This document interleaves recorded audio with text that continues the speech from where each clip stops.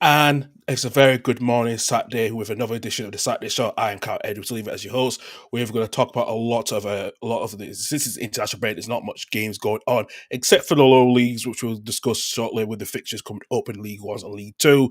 We'll talk about the international break between England's friendly against Wales. Was Thomas Tuchel right to criticise England fans with the lack of crowd atmosphere?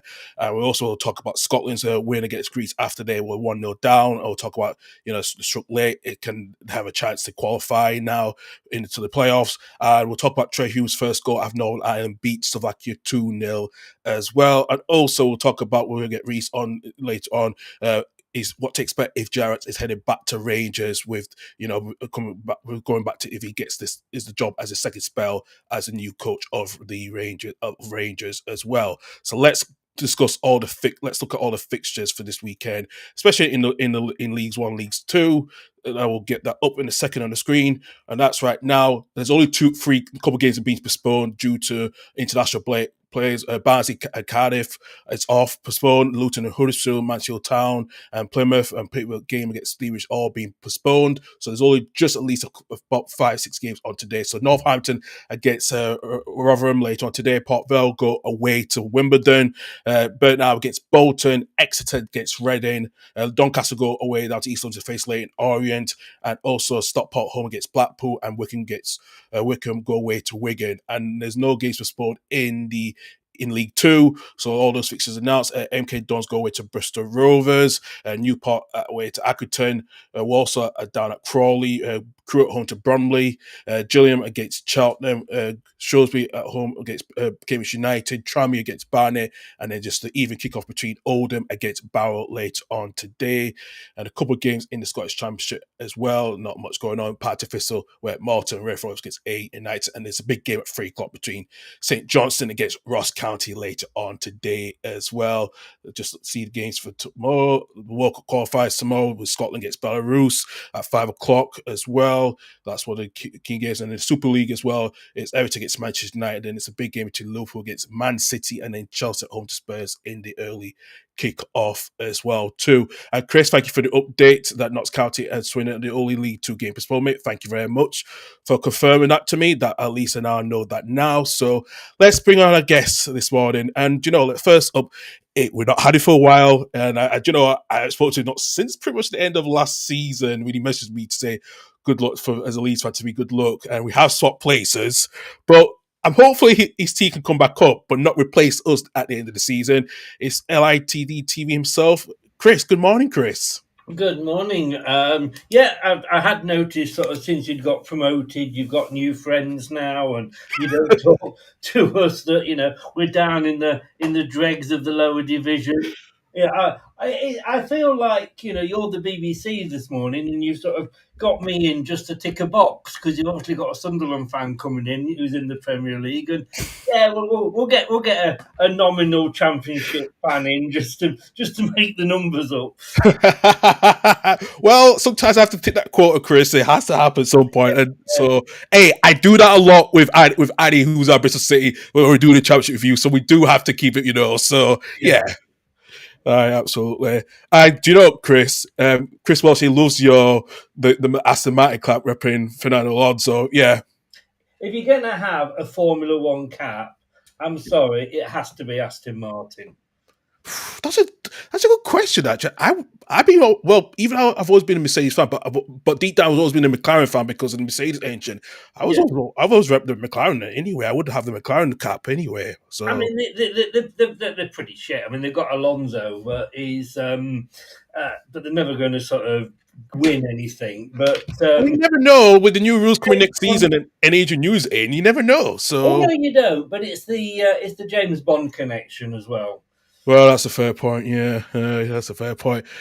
John, as usual, we've got our Sunday resident fan, Michael. Good morning, Michael. Good morning. How are you both doing? We're both well, thank you.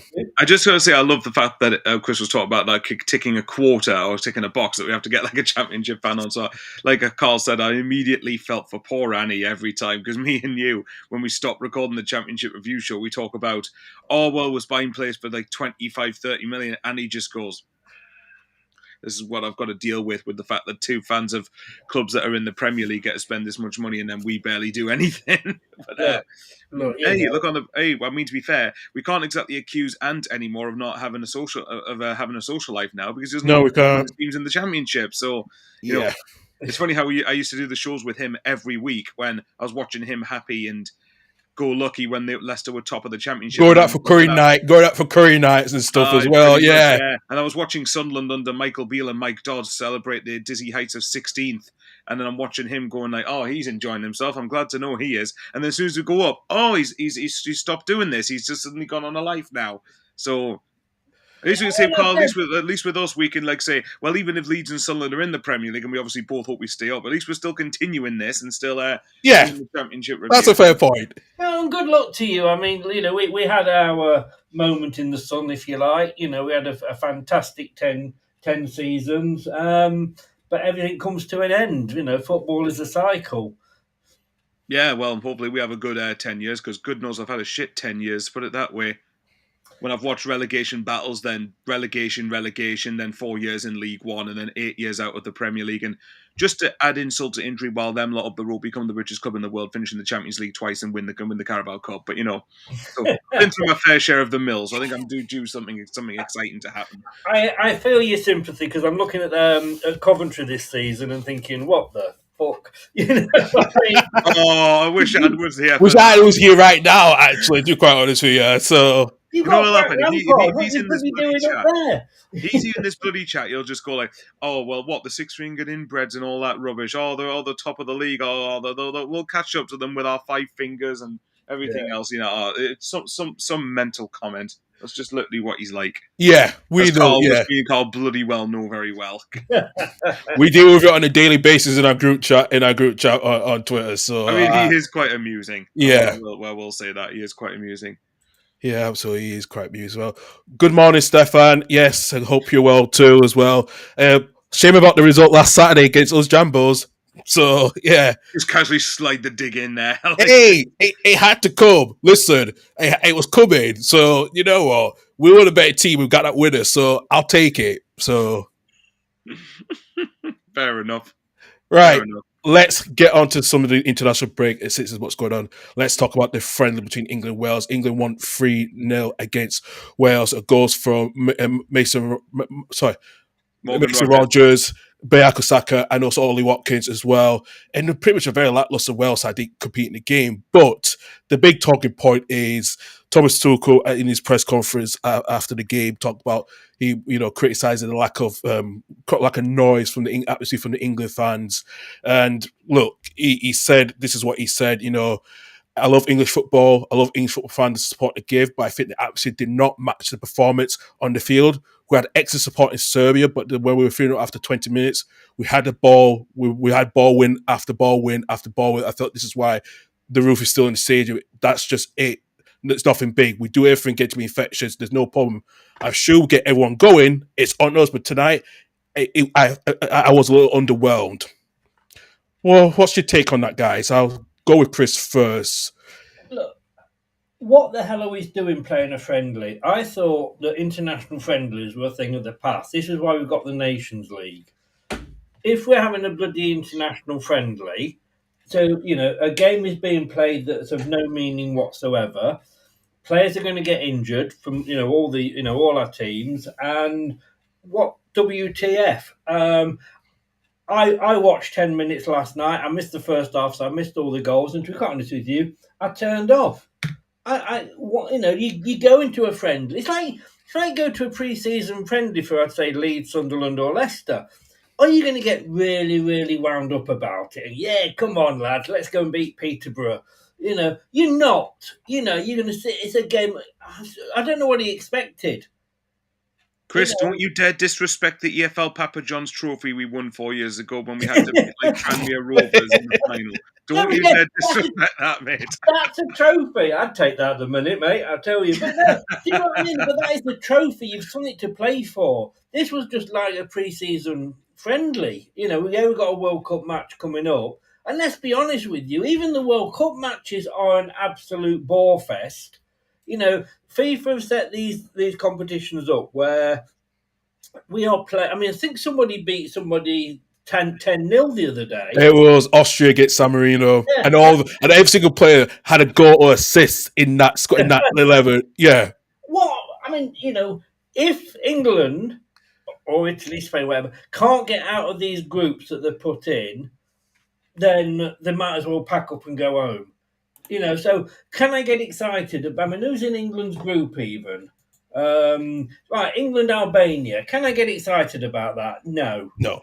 You know, years ago, I can remember us having to go to Rome and the Glen Hoddle and get at least a draw to qualify for the World Cup, Euros, whatever it was. And I remember Terry Butcher coming off with blood all coming out of his bandages and what have you.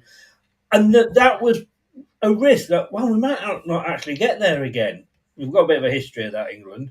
But if we can't get out of a group that includes Albania, Serbia, Latvia, and Andorra, even with a German coach, then what's the point? That's a fair point as well. Even Chris Welsh has just said this is a good with his two messages.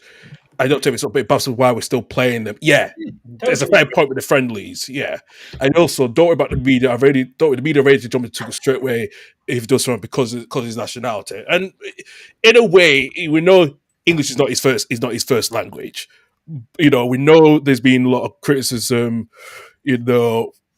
To quite honest about what he said about Jude Bellingham, he had to apologize about that, and and also now this, as if he was criticized, what does he expect us to do? Especially it's a friendly, but it's a friendly against our bloody rivals in the UK. That's the question that I think he was questioning because I think the Welsh fans were more vocal from what I heard. So, but it's probably a bigger game for Wales than it ever was for England. Like, when we used to have oh God, you might remember this, Michael. The British World Cup, yeah, we know. I've heard about it. Yeah. We played Scotland, and if we lost, you used to take the goalpost home with you. But when you played Wales, just nothing. It's not like a rival or anything like that. And look, I don't think we should have appointed a German anyway. But there we go. Well, we don't have a good pool of English managers at the moment, so it's especially would you take Harry Potter at the moment? No, not with his record after. Not now, and I have to say, God Almighty, didn't we dodge a bullet? You dodged that bullet quite well, yeah. Tell you what, the other bullet we dodged was Russell Martin. How's he getting on? Well, we'll talk about that later on. I know Reese will have his say completely, so we'll get his point later on in the show. But other than that, listen, I think for do you know what? Chris, well, she's on fire. He, yeah, well, yeah, he got a point with that one actually. Mm-hmm. So he's got a point with that one actually. So yeah, I can't argue. We can't argue with that. But other than that, Chris, of all the performance, we don't know what was game, but what do you expect of with the players that was not in the squad like Phil Foden and Jack Grealish who missed out, and also Jude Bellingham?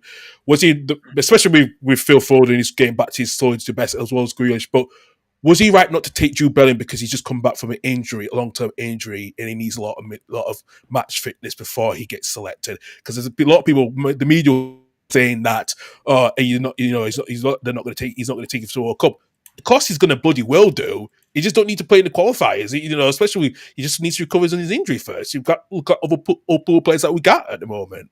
All joking aside about, I mean, I was half happy that it was Tuchel because he's a winner and he does know the English league at least. Yeah, he was quite right. What was the point of picking Jude Bellingham for these two games, especially the Wales one? And at club level, we've done that. We've rushed players back, and then they've been out even longer than they were originally. Saving for the World Cup, and how often, again, looking at England in the past, we took Brian Robson one year when he wasn't particularly 100% fit. We did it with Rooney. If these players aren't fit, why risk them on a meaningless game? Yeah. Michael, your point on that? Well, I suppose to answer the question, why you risk them for meaningless games, I suppose it's just to try and drive tickets up and to get people to go to the games. I'd imagine. Maybe it's a cynical way of looking at it, but it's a way to try and drive up a bit more revenue. I mean, this says a lot how much I care. I'm amazed Carl wanted me on here because I don't really care about international football too much, apart from when it comes to World Cups and Euros. When it's the tournaments themselves, I'm invested.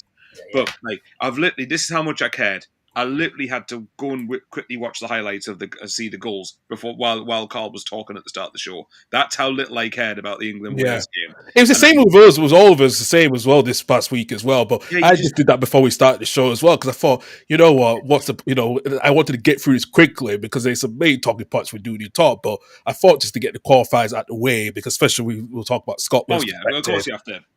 Mention it. I know in Ireland's perspective because your boy Scott. The goals. I mean, obviously Saka's goal was great. I mean, Morgan Rogers was finish was decent on the turn. Obviously Watkins was a tap in, but again, it's like Chris said. I mean, it's funny when he's talking about Andorra and talking about playing. Oh, well, obviously not the same extent, but Wales, and it just flashes me back to when Sunderland were in League One, and I'm having to get up for. Yay, we've got Cheltenham Town at the Stadium of Light today. Oh, brilliant. Yay, we'll go to the Wham Stadium to play Accrington Stanley, who we don't beat away from home. Brilliant. Oh, look, Burton Albion's on the way here. Fantastic. And it's obviously I'm more invested in there because I was desperate to get out of that hellhole of a division. But the point stands that you just don't get as up for it. You just don't get as... It just doesn't have the same appeal. And I do get Tuchel's point to some extent about that the England-Welsh thing should be a little bit of a rivalry there. But if it's a competitive game, it might be applicable. But you play, it's for example, would Leicester organise to play Coventry or Forest in a friendly? Would Leeds organise to play Man United in a friendly? We do that a lot. It's a yearly thing for us now. So listen. Okay, fair enough. Yeah. All right, best example. Would Rangers play Celtic in a friendly? Probably not. No. So, I just don't get it. And so I do get the... And actually, there was a Twitter account, and I don't know if any of you guys follow him, but it was... let me see if I can quickly find it. But it was the account at HLTCO. It was a Crystal Palace fan, but he puts a... I'll send it to... God's sake. Calls me Twitter has to mess around with this. I'll send it to our group chat so Carl's got a frame of reference in case he wants to look at it. But basically, it was something along the lines of, if you want to get more people involved, if you want to get more people going to England games, you want to get more people psyched up about it and more people making noise, then why not have it up and down the country for friendlies such as Villa Park, St James's Park, Stadium of Light, or even some championship grounds. Even the King Power would be a pretty good one, I think. Yeah. The Riverside Stadium's hosted England games before. So there's that, or there's all of that to really consider. And I think, and even if you want to stay local in London, go to some I don't know, Brentford or West Ham or Palace or whatever, or even Millwall, the Den, whatever it is. Loads of ones. The Valley would probably be a pretty good one for Charlton to go and get some atmospheres and make a cap on ticket prices. You're presuming there, Michael, that the FA give two shits about the fans. Oh yeah, I know they don't. We know that. Don't. At the end of the day, they're talking just about money and everything else. That's all it literally is to them. I'm surprised that they did a friendly a couple of days because I don't know because I don't know if the Wembley is hosting the NFL international game this week. I think it's that Tottenham Hotspur Stadium.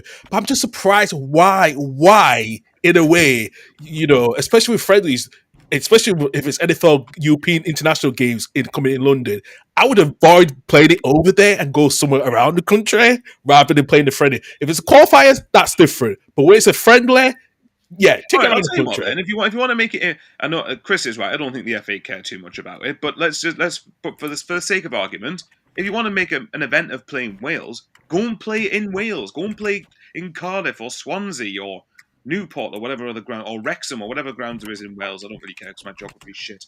But the point I'm getting at is just make more of it. Then maybe it probably would feel like a bigger event if we were going to Wales to play it rather than just saying Wales at Wembley when we're probably going to literally win. Well, as proven on Thursday, the game's done in 20 minutes. So it couldn't have been less of an event if you tried it. So. And I just think, they'd be more up for it than the exactly. And I just think I can get the argument if it was a qualifier. I could get obviously fair enough. But are we going to be drawn in the same group? I don't know. You know what you were saying about not following football, have you? I'd forgotten it was on, and I caught it on ITV+1 because I'd been watching something on it earlier. So it was 0-0 when I watched it, caught it up in the second half, and I actually presumed it was a qualifier. And I thought, well, Wales must be in the same group as us. But That's see, how much I know. that's another point though. And Chris has just said, until this show started, I did not know it was a friendly. I actually thought it was a qualifier. Hmm. So the fact it's a friendly just makes me care even less about it. Yeah. And another point is, like, imagine if, say, for example, right, let's put it from a Leeds point of view, right? Let's say, I don't think he's been called up, and he probably wouldn't be, but say Sean Longstaff gets called up the England squad, whatever it is, and he plays against Wales, and then he go and does his ACL or does something that's, like, ridiculously stupid. And you think, right, so you've just sacrificed a player that's critical that's done really well for Leeds so far, that could be important for their survival chances, for the sake of playing Wales in a friendly that doesn't ultimately mean anything. Like, do you know, this is one of the reasons I don't like international football, because a lot of it is all I really care about is the players that are representing your club go away. You're thinking, crap, I hope they don't get injured, because Yeah. if they get injured, it's the worst thing, because they're getting injured not playing for your club, and there's nothing you can do about it. And I get the pride from a player perspective of playing for your country, and I understand that. I totally get that. And at tournaments, fair enough, but come on, like, and we're having far too many of these international breaks as it is. We've got Fatawu, who's one of our better players, probably the best player. Yeah, he's one of your best players at the moment for And Leicester. he just Both gone Leeds off and Sunderland were linked with him, weren't they? Yeah, we were. Well, I think until he got injured, and then he was out for most of last season. So he's on his way back, and that's the point that our manager has come out and said to. And I'm trying to think which team he represents. It might be Ghana. It's Ghana. It's Ghana. Yeah. Yeah. He said, "Please look after him." As in, don't play him for 180 minutes over the two games or whatever, because he is still coming back from injury. And that's the worst when like Michael said, when your best players get injured not playing for you, it's worse than when they get injured on the training ground. Yeah. Exactly. Oh, yeah. Couldn't agree more with that. Yeah, I couldn't agree more with that. And just like I said, England against Latvia. Like I said, we already qualified in a way, but we're virtually qualified in a way. Who are we playing? See, this is how much I care. Who are we playing again? Latvia on Tuesday, it's just a pointless thing, because Latvia are not even going to get close to qualifying, and even though the 4 points we had Albania, which is the other team that is from ahead of Serbia, it's pointless. It feels literally, I care more about Northampton Town versus Rotherham United in League One. Yeah. Can I ask you guys, because I suggested this, right, is that all the balls are just put into one huge bag, and whatever comes out, so if you've got England, Scotland, Germany, and Italy all in one group, what a fantastic group that'd be. You'd be getting up for those sort of games, because you've got the thing of, well, we might not actually qualify. Latvia have got 4 points. Or why not just, because like San Marino getting beaten 10-0 and all this sort of, when England play them, it's a big game for San Marino. Yeah, I bet they look forward to getting stuffed every time they put on the football boots. Mm-hmm. Why not put all of those teams, the Andorras, the Liechtensteins, all of those in a couple of groups at the end, and at least let one of them have a go at the World Cup or the Euros, because that would mean more to them than playing England. Do you know the best term will be is the top team should not be in a pot. The other smaller teams should, and the top team should actually should be mixed around together. For every single qualifier, doesn't having these pointless, because it is pointless in a way. Because, like you said, I do agree, and I think something has to change. It can't. We talk about it for years, and I think at some point UEFA are going to have to realize this now, thinking it is pointless to put either a top team gets a lot of minnows in the group, and it need to give where's the Sometimes you do get an anomaly. I mean, Italy didn't qualify, was it for the Euros or the last World Cup?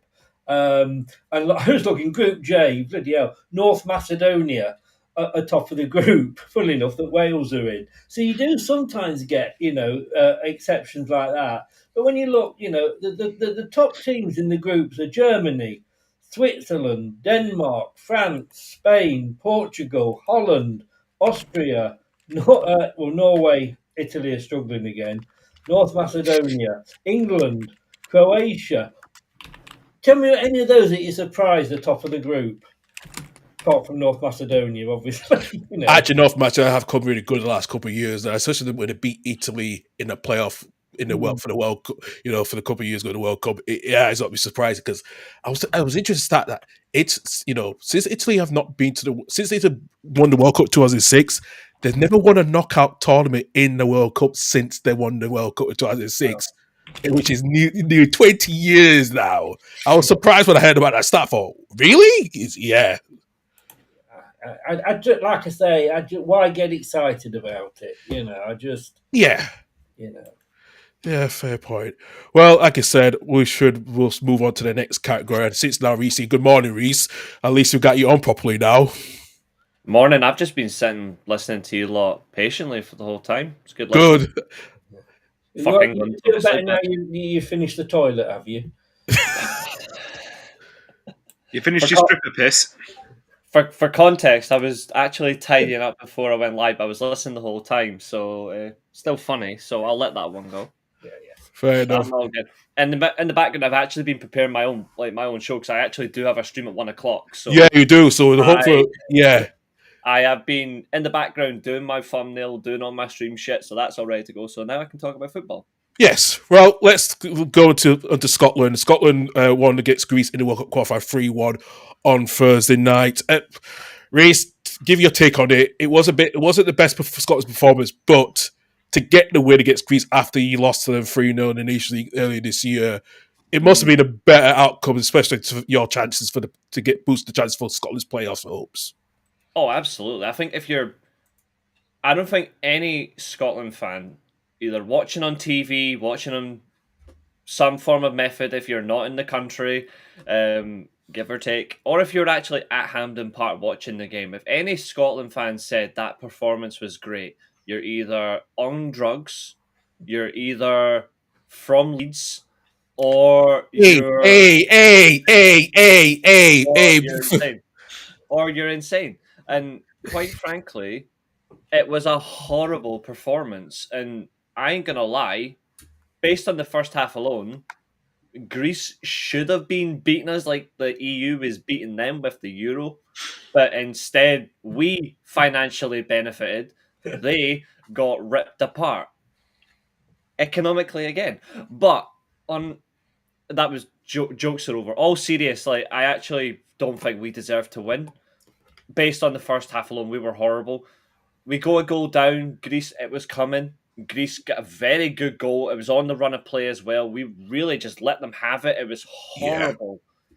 But 90 seconds later, it's an equaliser. And I'm like, okay, when did Scotland turn into 1978 or 1982 Germany all of a sudden? Like, when did that happen? Like, where? Well, actually, 1982 to be exact, because that was Germany versus Italy, the game of the century. When did that all of a sudden Scotland become a prime Germany, equalising in 90 seconds? But to then go and actually still playing badly, I might add.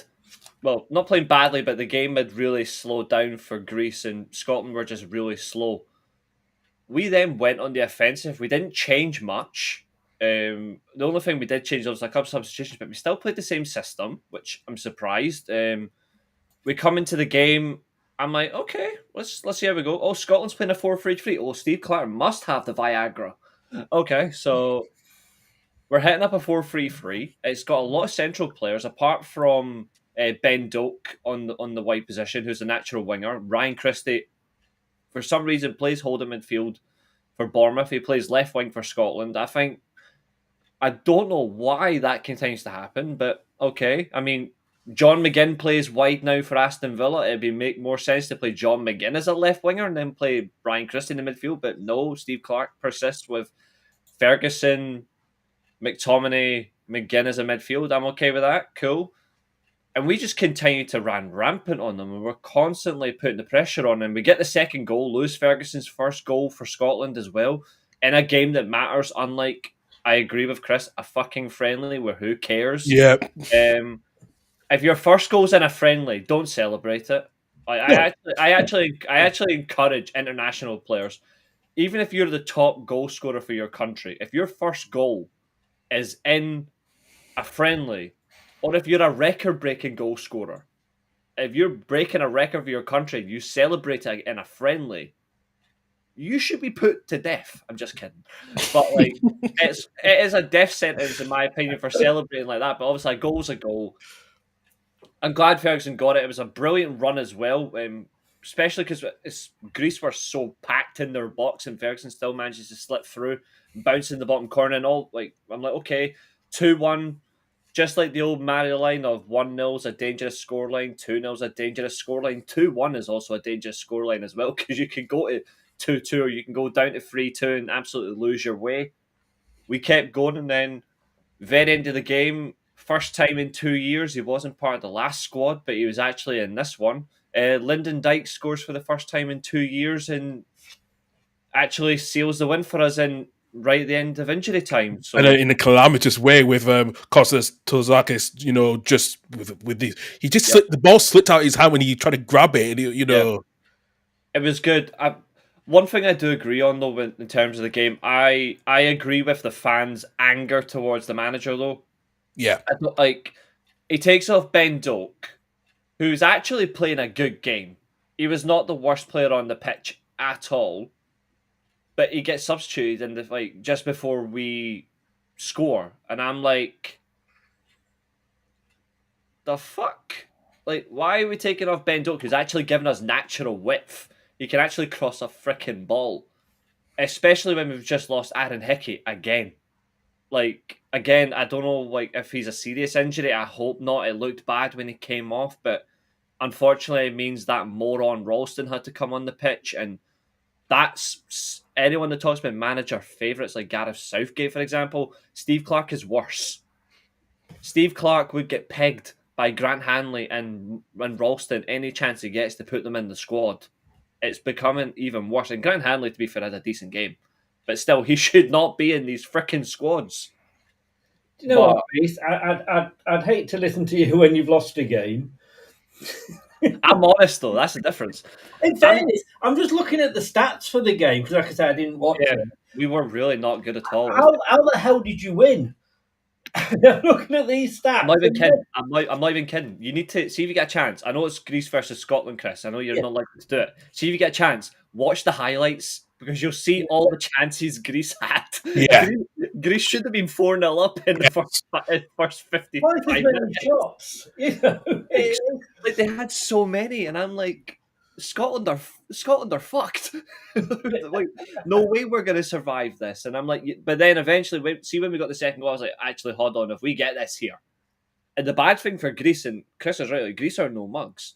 But if Greece lose to Denmark tomorrow, Greece are out the World Cup. Yeah. They're out. Like, tomorrow's and Denmark have just went and smashed Belarus 6-0. And we play Belarus tomorrow. So I'm not going to say Scotland and Denmark are on the same level. They're not, but we gave them a good game in the start of the phase.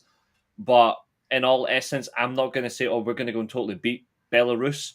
But if we beat them, 10 points with 2 games left, for the first time since 1998, I'm actually potentially going to see my country in a World Cup, which would be a great thing. But it'd be good to see us. I'm sick of people reminding. To be fair, Chris, you bantered me at the time about it, and I took banter from you about it. But like anyone else that I don't particularly care for, when people said Scotland got to the World Cup on a technicality because they beat Israel in the playoffs, pissed me off, and you know it pissed me off. But I took it from you as a joke, mate, because it's always good banter, you and I. Yeah. But then we got to the last Euros playing really good football. And then we went to the tournament, and Steve Clarke decided to be so ultra defensive, he actually threw away the tournament, which was an insult. And since then we've struggled in games. We've now regained some form. He's playing us enough consistently for the past couple of games. It's either 4-2-3-1 or 4-3-3. He's playing an aggressive system. The Serie A contingent of the Scotland squad is actually now fully cemented in the squad. Josh Doig is still a backup left back. Lewis Ferguson, the captain of Bologna, which is rare for a Scotland player. You've got McTominay, who's flying for Napoli, considering the fact that I've had a lot of issues with him in the past, but I can't deny if a player's playing well, I have to praise them. Billy Gilmore's playing well for Napoli. You've got, annoyingly, Che Adams is still in the squad, but he's scoring goals for Torino. Like, there's so many decent players. Obviously, Jack Hendry's the only reason he's not in the bloody squad is because he's still playing in Saudi, the bloody melt that he is. But when I look at the squad in general, there's some good players there, and I'm like, he just needs to stop picking Ralston and Hanley. Stop picking them. Pick players that actually will contribute to the squad. I don't know, like Scott McKenna, who's actually flying for Copenhagen right now. Like Lennon Miller, who moved over to Serie A as well, and he's actually doing really well. Like, yeah, Mulligan and Barron have been called up to the squad as well, which I'm really happy with. But I'm sick of it being these players that will continuously let the country down. But we're actually so close to going to a World Cup, and we've actually got players who are in the top leagues, because it's been such a long time since we've had players in the top leagues continuously playing good football, and they're actually doing it. And I'm not going to say this is the better team than the 80s, because obviously I've seen the 80s play football, but I didn't see them play because obviously non-existent at the time. But this is arguably Scotland's best team back to front since World Cup '98, since Mexico '86. Like, this is our best team since then. And if we somehow don't go to the World Cup, I will genuinely be more gutted than I was not going to the last one, or even like how we bottled the group in the last Euros, when we actually could have went through if we hadn't treated Uruguay with respect when their player went down, because everyone Hungary, yeah. but to be fair, everyone thought the player was dead. Yeah. Like, unfortunately, we should have still went and smashed them. I don't care. Like, you don't all of a sudden get pity, because that's what people said about Ukraine. Oh, shit's going down with Ukraine, with Russia, Scotland are letting them go through. No, Wales fucking pumped them the next game. So like, there's no excuse. So if we go and then ruin it, if we beat Belarus and then ruin it the last two games, like and all that, I will generally be mortified. But like, we're playing good football. I only beg, if Steve Clarke actually takes Scotland to the World Cup, don't all of a sudden go back to playing five at the back, ultra defensive. Keep playing this attacking football. If it's against a team like, if for some reason we get England or we get a Brazil, if we get, I don't know, Spain, who, again, we were the last team to beat them in 90 minutes in a competitive fixture. If all of a sudden we get them again, then sure, play a defensive, compact style of football and try to go on the counter-attack. But if it's someone on our level, go and give them a game. Like, we've proven we can beat big teams. We've proven it. Yeah. So this was an example. Greece are no mugs. They're a decent side. They should have won the game. And to be fair, you can have all the possession, all the shots in the world. Goals win games. We scored 3. They got beat, and I'm a happy man. But I sound like I'm not. But I'm truly a happy man. And we roll with the punches. And Belarus, I hope you're up for another game, because you're going to get smashed, hopefully. Steve Clarke is your manager, obviously. Has he? He's been the manager now since before Euro 2020. Is it? I think I saw somewhere. Has he been your longest-serving manager? On the lines of it, yeah. And he's, in terms of modern success, though, like, he's probably the most successful in terms of actually getting to tournaments. But again, that's like saying Gareth Southgate was successful. He wasn't, because he won fuck all. So it's the circumstance.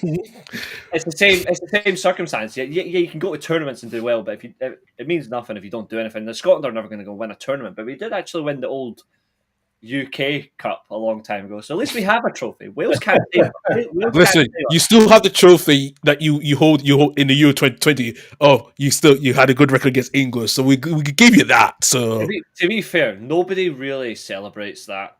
Like, in manner of circumstance, like, yes, we drew the whole game. We should have won the game. Like, I don't think I've said it consistently. England didn't play well in that game at all, but I guess because England expected to just smash it, but they didn't. We actually played the better game. We should have won, but in circumstance, that was then. This is now. You put this England team against this Scotland team, it would actually be a more entertaining game. Doesn't matter who wins. Obviously, if England did win, I'd be annoyed, but like, if you actually put the current squads against each other, it would be a far more competitive match, I think. You would, yeah. Do you know what's weird? The Southgate debate, right? Because I always had this when he left. When I think was it last year? I think it was. Back end of last year that he left. So I almost kind of felt like with Southgate, I felt I was quite harsh in saying it, but I felt like Southgate initially did do well considering what the standard had been beforehand. But by the end of his time there, and by the time in England, I did think that he got us to the finals we did. To some degree, we got there because of Southgate, but to some degree, we also didn't win them because of Southgate. And I always keep harping back to that Italy final in Euro 2020 or Euro 2021, whatever year it was played in. But like that was the one where that was one. Yeah, look at him. Look at me smoking. I mean, technically, we could just go. How does Scotland get on then? Yeah, I don't think you realise, but I'm part German, part Exactly, Italian. and it's the point. So he can get away with that. So he's got all three. Yeah. Tell you what, though, I fucking celebrate that penalty. I'm not. I know you did. I heard a lot of people outside celebrate that. Yeah. Carl, what does that say when his best moment is England not winning a penalty shootout? I know. We all know. We know, and that's why one of the only few things we lose in Scotland. So yeah. Basically, the whole point I was going to get at was, and Reece can smirk all he wants. I don't really give a shit. But like it's good to feel a bit smoke. Reece, to be honest, I got over it in the 2 days afterwards. I literally was like, "Oh, we've lost the Euros final. Right? When are Sunderland going to get out of League One?" That was literally my thought process in about 2 days. So like Sunderland getting out of League One to me meant much more than England winning the Euros. That's how much I cared. But in the moment, I was obviously invested in it. But the point I was getting at was when with Southgate, it was like reactive sort of substitutions. And that's one thing in head coaches I can't stand, when they are very, very stubborn and will not change things until it's too late. And I feel like I stand by to this day, if Southgate had broke Grealish on when I was screaming, not that he's going to listen to me shouting through a TV, but like if we broke Grealish on when I said he should have gone on, which was about 10 minutes before Italy equalised, we go on and win that game. I'm convinced of it, because he would have drawn all the fouls from them, would have disrupted all their momentum, and would have ended up... And I didn't think Italy were good that day, if I'm being honest. I didn't think they were particularly all that. So stuff like that is why I was on board with Southgate leaving, as harsh as it sounds, because he'd done as well as... I think he'd reached his ceiling with England. I think the problem is as well, though, I just want to say one thing, I'll let Chris come in. The problem as well, though, is even if you look at that momentum, the two best teams statistically in that tournament were Italy and Spain. And Italy had the harder run the tournament. They still beat Spain in a very hard game. Yeah. I think even if you brought on Jack Grealish, in all respect, England had a very strong squad. But in all essence, though, Mancini is a far more tactical manager. He's got far more success at winning big trophies. I think. I agree with that. Well, I agree with. He's also, when he needs to be reactive, but he's also reactive in a smart way. He changes things. When you look at it as well, I think Italy still would have went and won the game, but I think it would have been much more difficult again if Grealish had come on with the fouls being drawn. But when you've got the momentum as well, beating one of the other best teams in the tournament, it's on your side. And when you look at who England beat on the way to the final, respectfully, Germany were terrible, and Thomas Müller should have scored. Open goal, Thomas Müller should have scored. If he had scored that, it would have went to extra time. I think maybe the Germans might have edged it. Ukraine were god-awful. Scotland should have lost England. Croatia were a decent game in all essence. And then there was one other game that you had. Oh, yeah, the dodgy game against Denmark. It was Denmark you played in that Euro. Semi-final, yeah. Where, let's be honest, Raheem Sterling dived and a penalty was awarded. Not a penalty. You still scored a quality goal through Harry Kane. The Damsgaard free kick was fucking outstanding. Mm-hmm. But then you really killed them at the very end. The very end kill. So if you look at the whole way through, I'm not saying England coasted to the final. I'm not saying that. That's. I was about to say, you've still got to beat what's put in front of you, though. You can't. Yes. I think I'm not denying you. Italy definitely did have a harder run, but it's a bit similar to how people put down Sunderland start in the Premier League. We had easy fixtures. Bollocks. But it's not. Like, you've went on, had hard games. You've got to win. So I'm not saying England coasted to the final. Yeah. But in comparison to Italy, we had kind of games. Yeah, I can exactly. But since then, this is where it gets really awkward for England. Since then, you have had the easy World Cup qualifying run, which is consistent for England, which is annoying. But when you get to the tournament, you have actually got teams that you can realistically smash. You do it, you get to one game, and all of a sudden it's a mental block. Mm. And that's what it's been for ages, though. That's the problem. And the sad thing is, Thomas Tuchel is a brilliant tournament manager, but how do you actually get that block out of a team? You've got the penalty block out of the way, but how do you actually get the block of, this is a team that we should realistically beat, but all of a sudden we've got our Iceland again? Like, how do you get out of your head? That's actually hard to do. The answer is easier said than done. Win it. Once you do that, Southgate is taking us further than and I was a Southgate fan, which isn't a You are. particularly Yeah. popular situation to be in. But Yeah. would you sooner have a manager in charge Mm-hmm. that we play, we smash these teams, we even beat the harder teams, but we never get to a semi, we never get to a final? Or would you at least like to be getting to the finals? And what you're going to do with Southgate is look at where the point he came from. It was a fact of when was the last time we won on penalties before him in the World Cup? Never. Never. Yep. Never. And yet, we won 2 penalty shootouts That's right. under him. Yeah. He got us to the finals. Yes, we lost the finals, but as you said quite right, Michael, we can only play who we're up against. Mhm. It's not Yeah. our fault, We got to the quarterfinals. Leicester got to the quarterfinals of the Champions League. Right. We had one of the easiest groups ever in played very well, the yeah. group stage. Wasn't Mhm. our fault. We were No, just of course not. No, of course not. we did. He's played very well. I think it's just the But if you said to me, reality. I sooner have played Barcelona and Real Madrid in the group stage and not got out, or have played Copenhagen and Bruges, Yeah. and whoever the other Yeah. one Oh, was. obviously, when you have a certain One- caliber opponent, it does help you. I think for me with Southgate, I felt like Southgate in his first 2 tournaments, I'd say, I thought he did pretty well, in fairness. But I think I can't help but what Reece was describing in Euro 2021 is how I felt about last year's Euros, where I felt like England was scraping through in a lot of games where I felt, okay, I'll put it this way, and Carl knows what I'm going to say here. Carl knows that last season, Sheffield United, for example, I roasted their performances, and I felt like they were getting lucky nearly every week to win a lot of games because Lady Luck was sucking Chris Wilder off every week, basically. Now, if you compare that to, say, England last year, that is literally the international version of Chris Wilder, Sheffield United last season, where often they were winning a lot of games where I felt like they were like, oh, what was the game we were losing 1-0 and then Bellingham scored a bicycle kick in the 95th minute to force it extra time? Was that Slovakia or Slovenia? Slovakia, yeah. Slovakia, that's it. Yeah. That game, we were awful. We were absolutely terrible that game, in my opinion. And it Remember was who you really, had after that? The following game as well. You were like, I saw it all over Twitter. England are going to beat France, and I'm sitting there going, "On what?"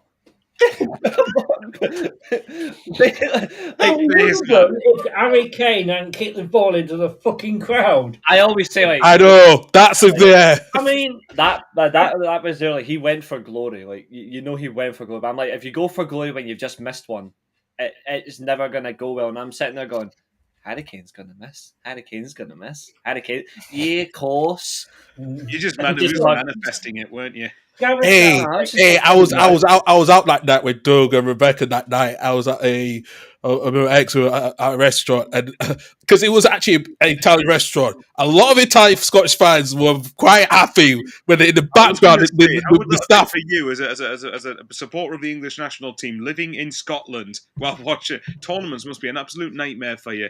It is actually. I'm not gonna lie, it kind of is because you have to To be fair, see if you ask any honest Scottish football fan, and obviously Stefan's in the chat right now, he'll agree. Even Doug himself, if he pops up later on. He's at Comic Con today, Doug. He's at Comic Con. He just met with Jedward and Ricky Tomlinson. So, So he is. So if you ask any honest Scottish fan, what do they think of the English national team? They're going to say 5 things: filled with world class players, play really good football when they can be arsed.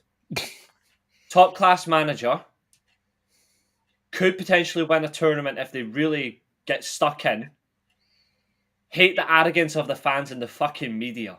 yeah. That's the one that pisses us all, the global level. And you were saying if the roles with Scottish fans wouldn't be the same? Of course you would. I don't think so. We're not like that. Like, Yeah, fuck off. we are the country. We are the country that celebrates corners and throw-ins. That is a fair point. That is a fair point. You missed one. Corners, throw-ins, and when England plays penalties. But to be fair, penalties is a unanimous thing. But as a whole, You know what? but as circumstance, about but there is, even yourself, like even Chris, you know yourself, like there is no bigger arrogance in football, and I would love to know why. I really don't know why. There's so much arrogance from certain English fans, not all English fans, certain English fans and their media about England are going to go and do all this, do all that. And I'm like, you've only won 1 World Cup. far behind Germany and Italy. One more than Scotland. You have. No, that is true. But you haven't won a Euros. You haven't won a Euros, but Denmark and Holland have. But Yeah, Holland- fucking hell, yeah. Holland won Spain- the World Cup. Nor have Spain- Denmark. True. By but they- the way, but let me try- they've still won a Euros. But just like, to point out to what Reese is saying there, so he's saying about the arrogant English fans. Why is he describing Newcastle United fans? because barcode bumming biatches are fucking self-entitled cunts anyway. But, just going back to what you were saying about I'm not wrong. Lady Luck sucking a team off or whatever. Right?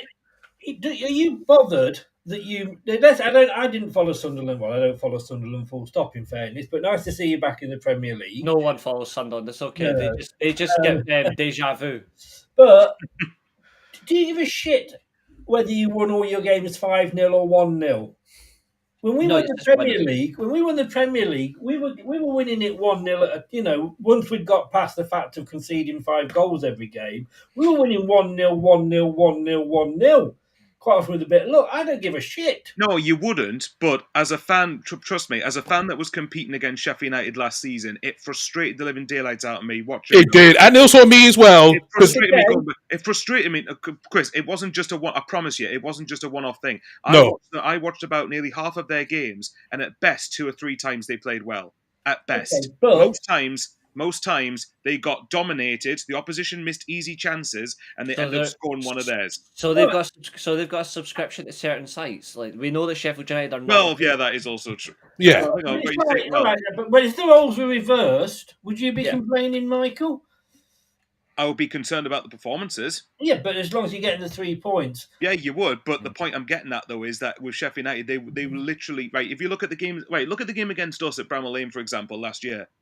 We battered them for most of that game. And they come away with... There was a scrappy, lucky one... It's partly because I hate Chris Wilder. Okay, but you battered them. Did you put the ball in the net? At the Stadium of Light at Wembley, we did, yes. No, in that game you're talking about. No, You said Sheffield United. No, won. I know what point you're getting at, but it's not just as simple as do you put the ball in the back of your net equals you deserve to win. To be fair, Chris has played the reverse Uno and he's played it very fair. Yes. No, he has, but all right. But then you could say the other way that when my point with Chris Wilder was when he come up against anyone decent, he lost. Like Burnley and Leeds last season. Leeds beat them twice. Burnley beat them twice. Sunderland beat them twice, including in the playoff final. I think the elements here, and this is the thing about football, is there's times where you definitely have to win ugly. Stand by that, obviously. Winning ugly at times is so damn important. But when there's times where you really have got such a fixture that makes sense and you're just like a favourable fixture and you just scrape through, something's on there. And I'm pretty sure... Occasionally, it's not. That's the thing. Occasionally, it's all right. But when it happens regularly, it's a concern. Yeah. When it happens regularly, that's the point I'm making. So here's an example. England's group at the World Cup in 2024. Correct me if I'm wrong. It was Wales. Was it one of the Asian countries? Was it Iran? Iran. It was Iran. Yep, as well. And I'm pretty sure it was a Rashford free kick at the very end that sealed the win. Or was that against Wales? That was against Wales. So scraped it. Like, but this is my point. Like, I'm not saying again, it's all the respect for the England team, but these are there's certain fans who go and say, "Oh, we should be batting them," and I'm like, you know what? I agree with them on that day, but then when they go at the very end and say, "Oh, we should have done more," I was like, you can't all of a sudden say you're going to smash them, and you go at the game and say, "Oh, we should have done more." Like, pick a side. Like, are you going to smash Wales, or should you have done better? Me personally, I think, you know what? Actually, you should have won 5-0. I could say that. And you should have beat France. But in a tournament, what's one of the most successful World Cup teams? Of all time? Yeah. Spain 2010. No, I mean over how many wins, etc. It's gonna be Germany, isn't it? They're going to be one of the best World Cup teams. Germany have the most wins as a European team. Germany, how often? And I would tend to say nine times out of 10 tournaments, they start off really slowly.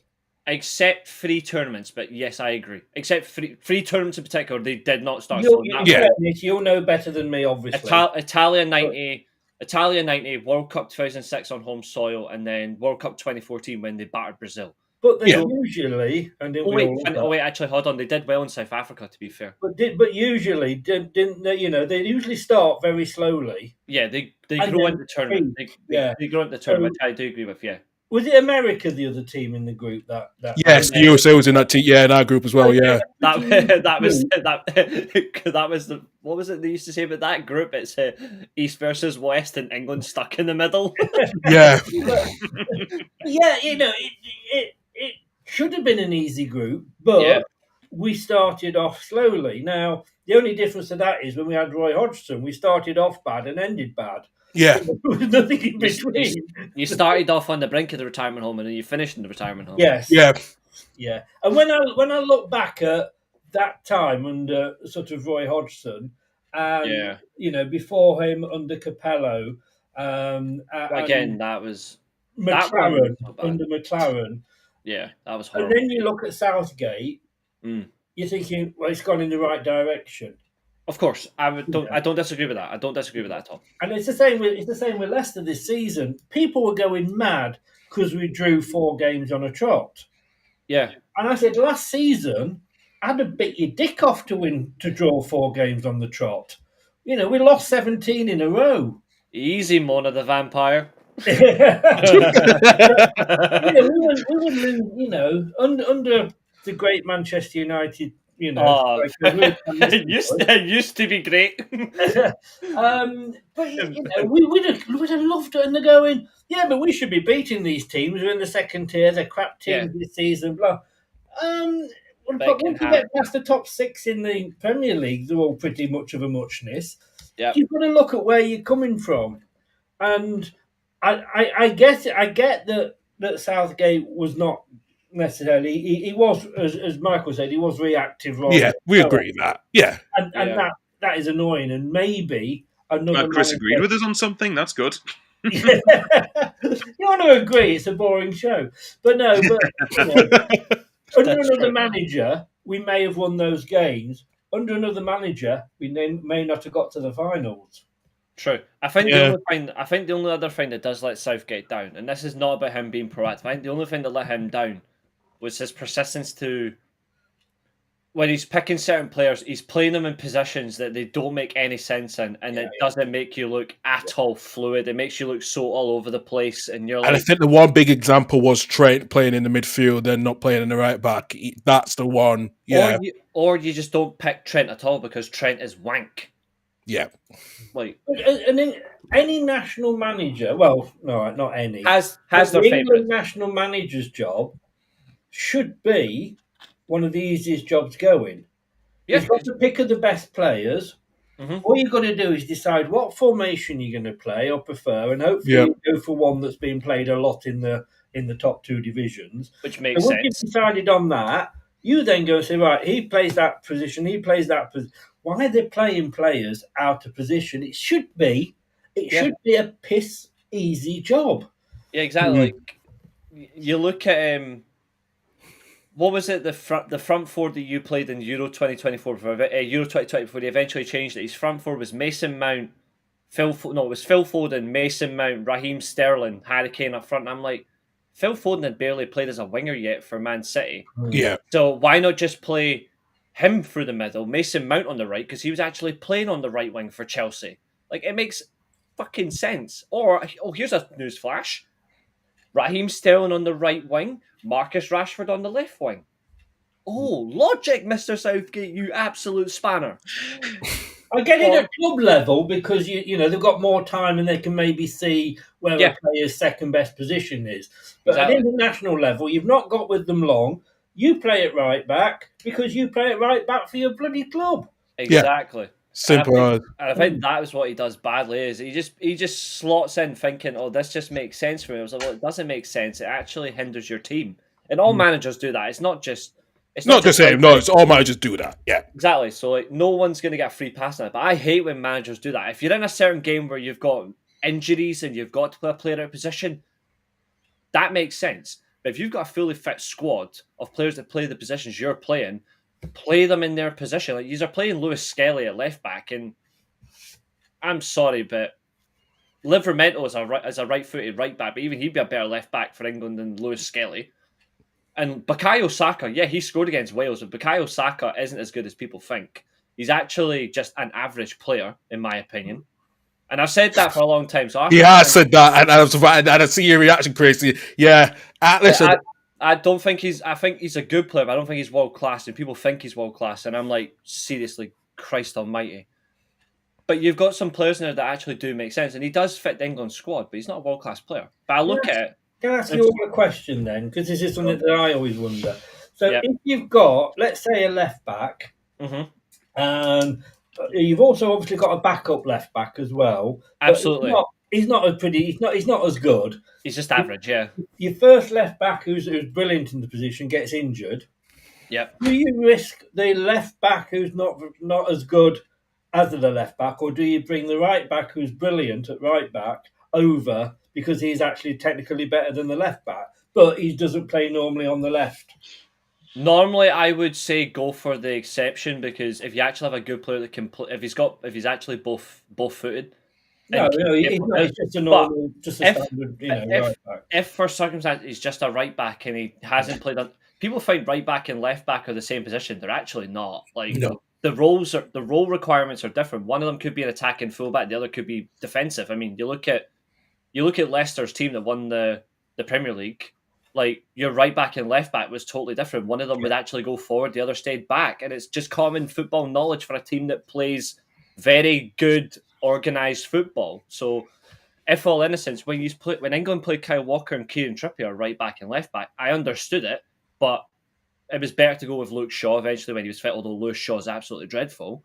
But in essence, I know this might sound weird because I've got such high standards for football players, but I would actually go for the less average left back, and I would actually give the chance to that player to actually bloody prove themselves. And again, this was something that happened to us last season under, Applroy. He insisted on playing James Justin at right back. Oh, God almighty, yeah. And all right, if you go on Transfer Market, it says he can play that role. I would argue that. You could argue he can barely play left back. Well, no, in fairness, he was a decent left back. He'd actually got into the England squad as a left back. Yeah. But we were forever conceding goals. You are. Down that right-hand side. And you're thinking, put a fucking right back. We went and bought a right back in January. He played 20 minutes all season. Exactly, which is so confusing. And you look at your team, and your team's good, but it's always just, we're going to pick players out of position because we want to get more players in. I was like, it's good to get all these players in, but you sacrifice balance, you sacrifice control, and you actually sacrifice, what's the most important? Winning a football match. Who would be daft enough to buy a player that, has been played out of position all season and give us £8 million for him? I can't imagine anybody being that daft. Oh, yeah, of course, it was Leeds, wasn't it? You saw it. Ace. I had a feeling that was going to come to me. It was more like it for you. Yeah. Hey, to be fair, if you're going on Chris's stat about when I say Sheffield United lucky, say the stat says they put the ball in the back of the net. The stat says that Leeds saw something in James Justin and was clearly worth buying. It was, listen, we were trying to get James. We were trying to get James Hill, but we got, so we got JJ instead of JH. Okay, that's it. James Hill. Wait, well, no, not James Justin. We mean a different James. It was £8 million for a player in the last year of his contract. Well, you get some good decent money out of him. So. I'm going to say, thanks, Carl. Hey, you're welcome. We like to help you out a bit with your situation before we contribute. You were sat there going, I don't know who would. We would have paid more. We would have paid more for El Canoes if he did if he move away. We would have paid more for you. But to be fair, when it comes to clubs buying shitty players for overpriced fees, I'm saying nothing. Yeah, you say fuck all you. So you got No, we used to. Well, all I'll say is two words: Jack Rodwell. Well, Jack. Okay, fine. Jack Rodwell, Will Grigg. I don't think who else. Jermaine Lenz. Papi Dilla Dodgy. Yeah. We were the kings at it before we had the recruitment team we have now.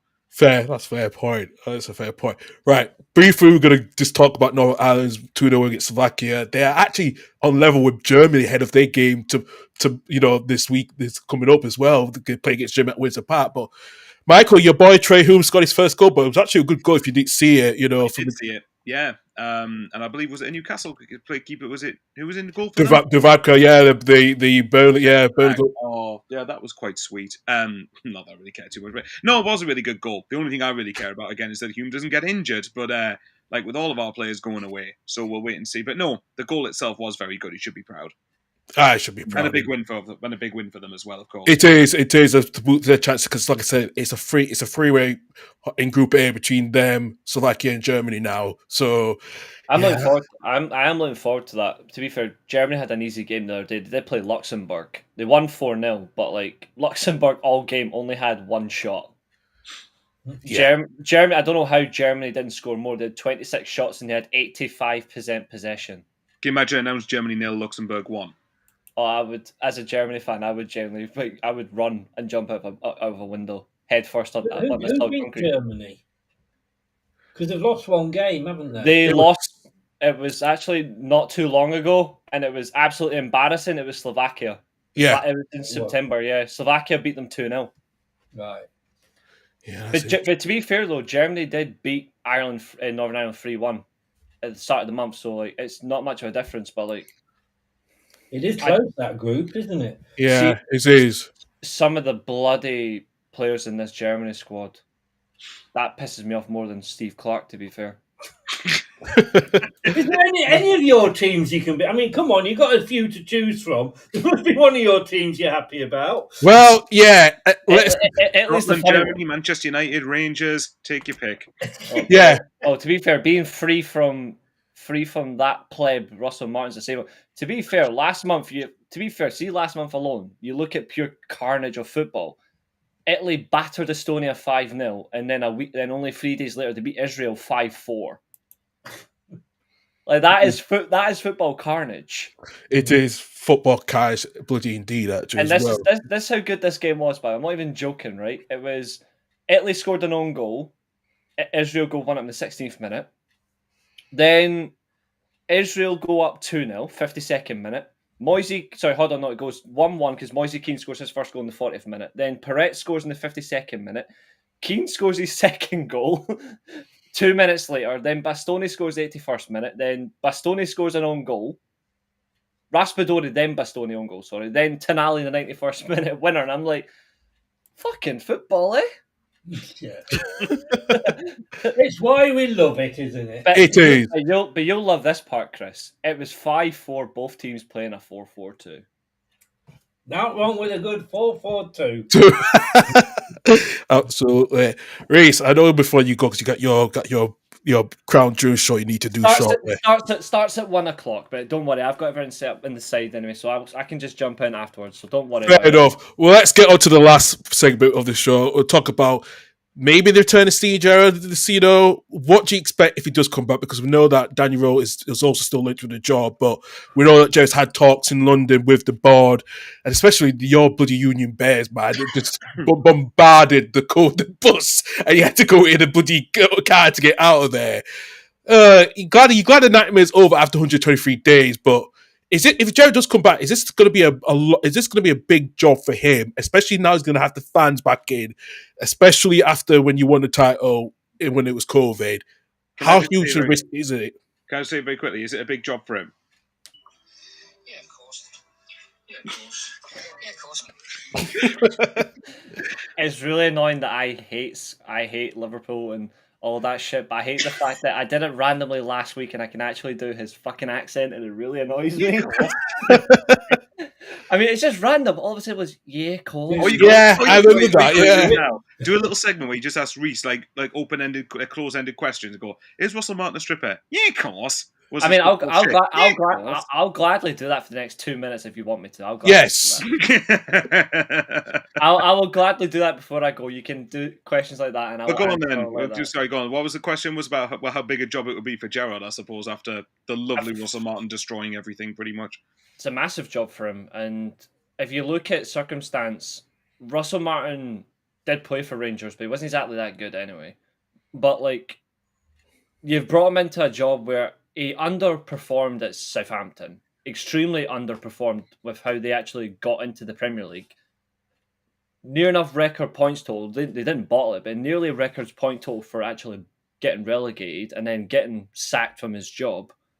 He then goes to one of the, not just one of the biggest jobs in Scotland, because it is, but it's one of the biggest jobs in world football in terms of an absolute riot that it is. Like, people think, oh, Rangers in Scotland, Rangers and Celtic and all that, they go across Europe, like they'll win games or not. But if you go anywhere across the world, you will see football fans in a Real Madrid shirt. You will see fans in a Barcelona, a Bayern Munich, and AC Milan, Inter Milan, Juventus, Manchester United, Arsenal, Liverpool.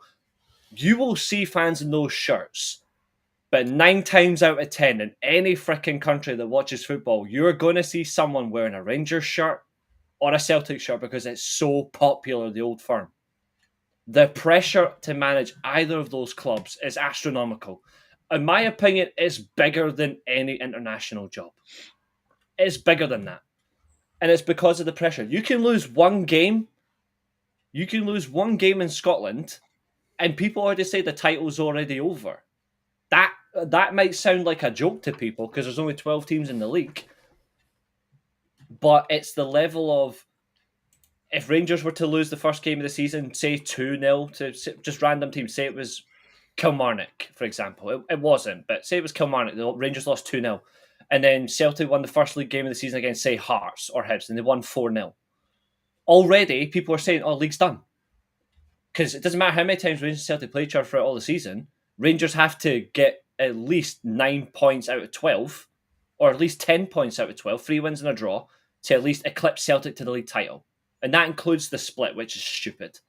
And that's a genuine fact.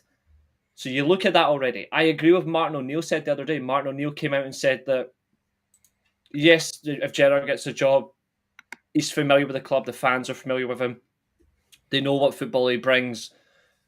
But whereas he left Rangers in a healthy position, he's gone back to one where it's not so much where the players are cherry-picked, they don't suit the football he wants to play. He likes that aggressive heavy possession with pressing football. He doesn't like slow, meticulous football. You've got to change that mindset in these players, and I think that's a big ask, and it's spending money to fix a problem, and it shouldn't need to be about spending money. But I think his target roughly this season should be, can he catch Hearts, who right now are top of the league, but I don't expect them to win the league. Can Rangers catch Hearts, finish above them, try and keep pace to Celtic, despite Brendan Rodgers also being under pressure because Celtic have not started the season well. If he can't do that, he needs to at least maintain European football, do well in the Europa League. He's got good history with that. He's done well in that before. Can he get that? Can he maintain good consistency? And then in the summer, go again fully. Does he get signings in January? I think it's a big ask for him. To expect him to win the league straight away, no. But if he does somehow get good momentum all the way into the summer, and it's continuous, if he gets the job from now onwards, if he can I know obviously the season's nowhere near done, but Rangers are so many points behind, it'll be a tough ask. If he can somehow keep Rangers at the very high end at the end of the season, competing, and then go and potentially win it next season, hands down, I will be genuinely impressed. But it's a massive job. It's a huge task to rebuild this, and also to do it when the fans are genuinely angry. Yeah. They're genuinely angry. Chris? A couple of things to ask you, Reece, questions for you. You said about changing the mindset of players. Yeah, I did. The manager is good enough. Yeah. I'm going to be personal here and say, look at Cifuentes at Leicester. Look at the players he inherited last season. Awful. Couldn't pass wind, let alone pass the ball. It was the worst season we've ever had in the top flight. We've got loads of bad records. Sold our best players because we're not going to sell the worst ones. Yeah. And it's that third in the table this season. It's a completely different. Last season we never went over the halfway line. So if the manager's good, then that can be done. And Absolutely. he's turned that round in 8 games. I mean, he only joined us at the last friendly officially. Yeah, The exactly. other thing I wanted to say, which was my neighbour's son-in-law is a Rangers fan, Yeah, and I had the New Year with him a few years ago, and I think you just sacked Stephen Gerrard, and I'd said to him, I said, "Well, would you know?" And you then sack the next manager. He went to Aston Villa. Yeah, Villa, he wasn't. Yeah, that was it. Yeah, no, that's right. And I said, then I think Villa had sacked him, and I said, "Oh, would you go back for Stephen Gerrard?" And he said, "Good God, no." He said, His answer would be different now. I think it was him, was it Michael Beale who was his assistant? Together as a team, might McAllister do as well. well. Yeah, him, But- McAllister, and Beale. Yeah, But he said it was Michael Beale that was doing all that. I know he's been to Rangers as well, but he Yeah. was doing all the good decisions, and it was like Stephen Gerrard was just the PR man. So again, is he going to be the I right? mean, watch person Michael Beale for at him? Sunderland. I could probably say that's a load of bullshit. he was doing running the training stuff. Obviously, Gerrard was obviously managing the team. Like it was like classic, like one manager, the assistants like were just doing the thing. He was just picking teams and like going on match day and stuff. But I'm an advocate. I don't think we should go back to Gerrard. I don't think it's a wise move. It's nothing against him because he's like, in a sense he won a league title, but he had the chance to win Scottish Cups. He had a chance to win League Cups, and he didn't win any. Like Stephen Gerrard's record is one league championship where Rangers were unbeaten. yeah. Like he won nothing else. That's not a successful manager. Like it's not successful at all. But like in circumstance, he still won a league title. Do I think he should get a second crack at the Rangers job? No. And I use Brendan Rodgers as an example. Like Brendan Rodgers, yes, he's winning trophies at Celtic, but it doesn't feel like it. It doesn't feel like the very first time he was there. It feels like he's being constantly undermined. I feel like if Gerrard comes back in, he will be undermined by what's above him, and I don't think that's the right approach. In my opinion, not Celtic, Rangers should either try and force Derek McInnes out of Hearts. Yeah, good luck with that, mate, because I think I know. that, yeah, good luck with that. You had a chance to get him a few seasons ago, I know. and you had a chance to get him last season, end of last I know. season. No, I know. That's why I still stand on it. Like, if it was up to me, like the names are being linked to this job. Still, Derek McInnes, Kevin Muscat's being linked to the job again, which I understand. Mark Van Bommel's been linked to the job again. I don't know why we want Dirty Bommel, but okay. And there's another manager as well that's being linked. I can't remember. And then Danny Rowe's been linked and Sean Dyche as well. So yeah, Dan. In all fairness, see the Rangers job right now. I think the Rangers job's actually perfectly suited for Sean Dyche. I'm not a particular fan of Sean Dyche, but I actually think right now he actually is the smart option. yeah, And he's actually going to come in, and people think he plays boring football. He doesn't. It's just I feel like he could do so much more. Like, he could have done so much more at Everton. He could have done. But when I look at like you give him the money at Rangers, he's not going to come in and play defensive football. He'll actually try and play Rangers more on the front foot and very aggressive, because these teams are aggressive to play against. yeah, they Like, are. they- Actually. like, Yeah, I feel like if you give him the job, I wouldn't be opposed to that. I would give the job to Dyche, McInnes, or Muscat. And with Sean Dyche, when he was at Everton, what was his brief, I believe, was to keep them in the Premier League. yeah. And you don't do that by going out and attacking. But I've got to say, Reece, it's been a while since we've been together, but I really want to say thank you so very, very much for taking Russell Martin and taking him out of contention for the Leicester job, because he was heavily linked with that before. So, Reece, Nice doing business with Reece, you. I'll tell you what, I take back what I said about Michael Beale. Just forget Stephen Gerrard and just get Michael Beale back. No. There you go. I would literally hunt him down. Oh god, yeah. Well, not surprised you two. You had him, didn't you? Like you say, at Sunderland. Yeah, I think he's He's somewhat, horrible. because if you look at it on the surface, his record actually wasn't sackable really, but it was the fact that it was the complete wrong fit. And for when we sacked, it was Tony Mowbray before then, and I stand by that. I don't think that was the wrong call. The wrong call was getting Michael Beale and thinking, do you know what? He's a good appointment. Let's go and hire him. So that was what the problem was, and I think that obviously, if that is true, what your son-in-law said about Gerrard being the PR man, I could maybe, to be fair, all jokes aside, see something in that, because Michael Beale's PR skills were not very good. No. I would probably tell you the same thing, that it was one way he wanted to try and absorb a responsibility of himself. There was countless examples of, like, say, the Trey Hume handshake thing. Carl probably remember that at Birmingham. It just wasn't good at all. So I think Michael Beale, it's weird because he kind of fits in the same mold for me. They're not the same personalities probably, but like of a Steve McLaren, where as a coach they're probably really, really good. But if you put them in a number one job, they're not suited for it whatsoever. No. Go right back to Clough and Taylor. When they split up. Yeah. No, all right. Neither of them had the success that they had when they were together. Certainly, Taylor didn't.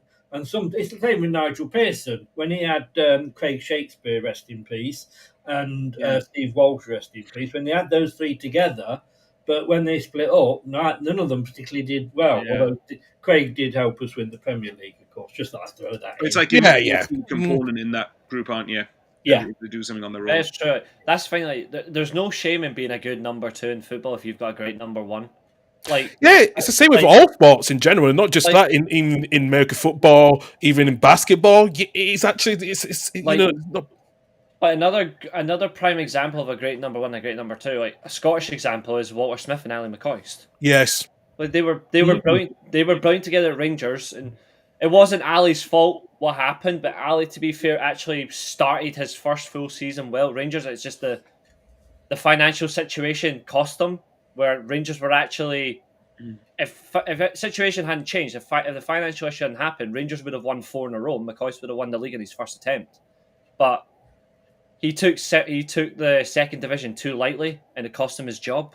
He hasn't been back in management ever since. But I think the championship made him realise actually maybe I'm not the right fit for it. But he wasn't a bad bad number one, but he was a brilliant number two because he knew the players and he was able to help Walter just keep things going. God rest his soul as well. Yeah, but that's mannerisms as well. Like there's so many that can do the job right and allow it to happen. So, bye. I'll take one last time for you lads, then I'll go because I've got 35 seconds. So I'll give you 35 seconds of my time. Anyway, who would you take out of the managers you made of McInnes, Muscat, Van Bommel, or Dyche? I think because he's right there, and I think it's a smart move, I would honestly go for Dyche. But see, for a bit of a laugh, they've got the money. He's a free agent, but it would be one of the craziest appointments of all time. Just give the job to Joachim Low. As long as he doesn't pick his nose, like, he can have the job. Who did you say? Sorry, Joachim Low, former Germany manager. Yeah, the one that won the World Cup with Hansi Flick as his number two. Funnily enough, that's a good point. That's good, Reese. That's a fair point. Reese, thank you very much for joining us. We're probably going to end the show as well. I'll let you get onto your content with the Weekly Steel Chase. So let you get off. Have a good weekend, and I'll see you next week. Absolutely. See you all next time. Good seeing you, Chris. I'll be whenever you need me, drop me a message. I'm always available for you as well, mate. Will do, mate. Thanks very much. Bye, thank you, Reese. Take care. Yeah, thank you very much for Reese for joining us as well. But do you know what? It's been a really good show, actually, and I'm glad that we all got us on it, especially the international break. It's not much on, but we've had some. Can I just say, I would not take, having had a Hearts manager come down and manage us, I wouldn't have a Hearts and manager. Yeah, because I know McInnes did not do well in England. I know he had a bit of a tough spell at Bristol City. I think it was Bristol City. I remember that now. Yeah, we had Craig Levine from Hearts. You did, yeah. I forgot Levine. I'm quite glad he bottled. I'm quite glad now he bottled the chance to come to Sunderland when we had just gone down. When we got Simon Grayson instead. Yeah, he's all right. He's one of those managers. Obviously, he's an ex-Leicester player, so I'm going to like him. But he hasn't done anything particularly bad at a club. But he's not quite sort of won. Is this McInnes or Grayson you're talking about? Yeah. No, I mean which one? McInnes or Grayson? Which one? Oh, sorry, Simon Grayson.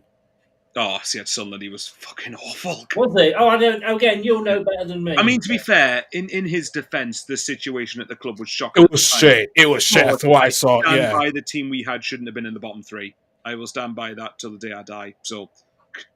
Simon Grace, yeah, he's at Hartlepool. He's at Hartlepool now, yeah. Bloody hell, forgot. Yeah. By the way, nothing against him as a bloke. Actually, he's someone I could probably sit down if he wanted to. Not that he'll want to drink with us. It's interesting.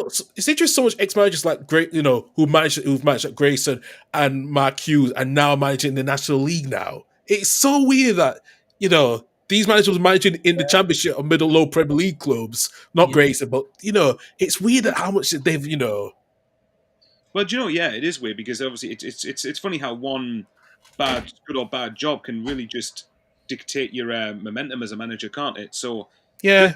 just to clarify, so I'm just looking at our lineup against, I think it was a derby, so obviously if anyone's watched Sun Until I Die, basically I remember the derby, wasn't it? Yeah. right. So I'm looking at this team. So I'm thinking of Jason Steele. Jesus Christ, he thought Jason Steele was a good goalkeeper. Billy He Jones. did all right for Brighton for the last couple of seasons ago, you know. If he showed that at Sunderland, we wouldn't have been playing in League One for 4 No, years. that's a fair point. Actually, Yeah. to be fair, no, he wasn't. He wasn't the worst of the keepers. That's the bad thing. Lee Camp was absolutely horrendous. Yeah. I'm looking at Neither Billy. you can talk if you've not had Danny Ward. Oh, believe Well, me, that's a fair point. Yeah. No, trust me, I would wager that Lee Camp is one of the worst goalkeepers of all time. Watch any game for us that season. Not one single good save he made at all. Right. And it might sound like I'm exaggerating. I promise you, I'm not. Like I'm not. Michael doesn't exaggerate. We've learned that from him very much. So yeah, I am not exaggerating. Like he was, yeah. So, but look, yeah, the situation Grayson was in wasn't good. But like, I didn't think he did a very good job at all. I thought even with the squad he had, we shouldn't have been in the bottom three. But especially when you had Lewis Grabban on loan and he left and he scored against you when you went to another club on loan, did it? Because I remember Lewis triggering PTSD again, Carl. I know. well, yeah, right. So if you look at the starting line we had then, so I had like, well, what George Honeyman, Lee Cattermole, Aidan McGeady, Lewis Grabban, Lamine Horne, Billy Jones. Like, there's enough there for me to like go, yeah, okay, at championship level, I didn't expect it to go up, but I expected better than to be below Burton, Bolton, and Barnsley, man. I think that was a pretty fair expectation, regardless of the stage on the pitch.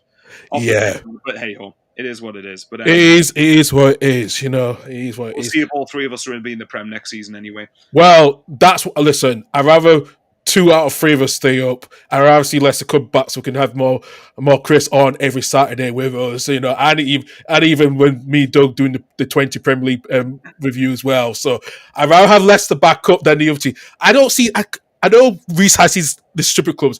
Leicester not be one of those stripper clubs. I don't see it on my mind. They're not one of those stripper clubs like Sheffield United.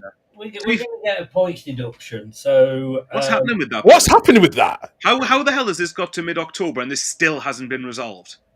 Susan Whelan, who you may know, you may probably. I've heard of her. Yeah, I saw something about this the other day. Go on. CEO, and look, we've got Top is our owner since his dad passed away, RIP again.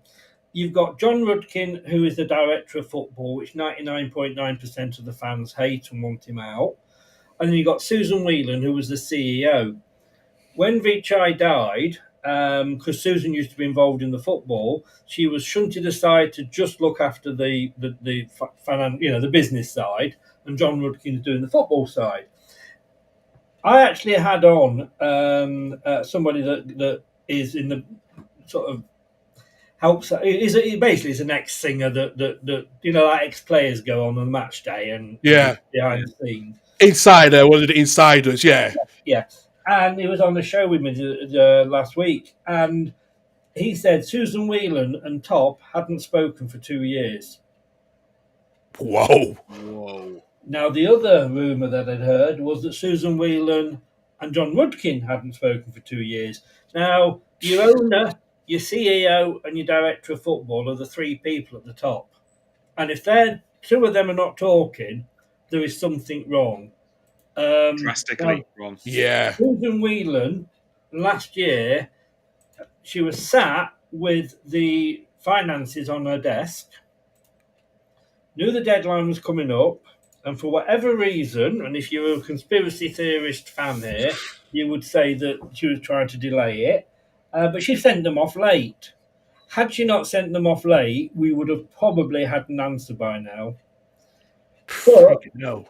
I just want... Look, I don't want to fight it.